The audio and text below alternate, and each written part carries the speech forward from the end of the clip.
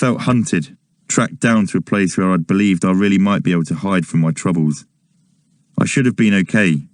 I'd been hunted before, in war, but also in training. Back then, when I was hoping to make it into the elite service, potential candidates were released into the Welsh countryside and stalked by dog trackers, on our scent for up to 7 days. It was a test. The sole job of the hunter force was to find the soldiers running around in the darkness before bringing them back for tactical questioning, where their alibis would be stripped bare over a period of intense mental and physical beastings. At that time, I'd found my development in the military and all the specialist courses that went with it a fun challenge. The evasion training felt like just another adventure, a small group scarpering from the enemy, and like most aspects of military life, it mainly comprised lengthy episodes of tedium interjected with rushes of excitement. I remember walking through the Welsh countryside as a group, feeling tired, hungry and bored, fed up with the cold, when suddenly the hunter force moved into view for the first of several skirmishes. We'd seen them, they had seen us, and a chase kicked off, our gang darting into the woods and making our escape. We managed to avoid capture for several days, and while we were allowed to live on our wits during that time, the one rule in place was that we couldn't cheat by engaging with members of the public. But nobody paid any attention to that. We had heard from other soldiers that their trick was to break those rules without getting caught. One night, after 5 days of living off food scraps, a pensioner spotted us as we crossed her farmland. The flashlights from the hunter force sweeping the skyline and their dogs barking aggressively in the distance must have alerted her to the pursuit. When she noticed us crouching by a perimeter wall, we were ushered over. "Get in here, boys," she whispered conspiratorially, showing us inside. Nobody thought twice about taking up her offer. Through the windows, her home looked warm and cosy. "Have you eaten?" she asked, opening up her fridge and setting out a banquet of sarnies, chocolate biscuits and cans of Coke.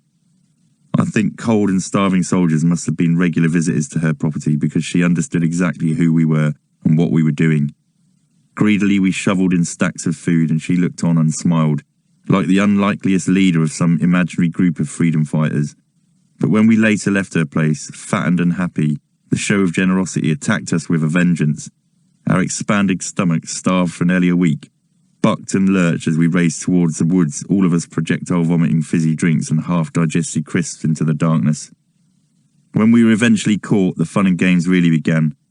Our interrogators instilled fear in us by forcing us towards a state of shock, first by screaming into our faces and manoeuvring our bodies into agonizing stress positions, then by exposing us to a series of psychological pressures, each one designed to crack the most stubborn of personalities.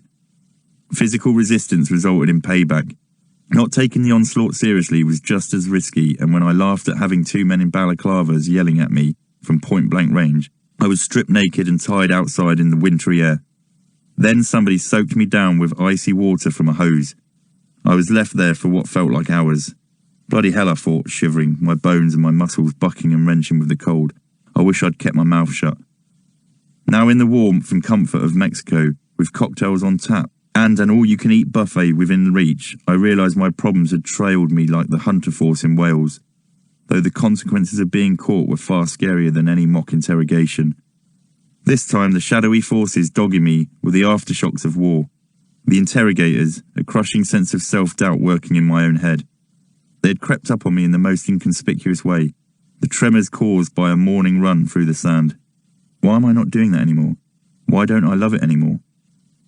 I got back to my hotel room, showered and ate breakfast.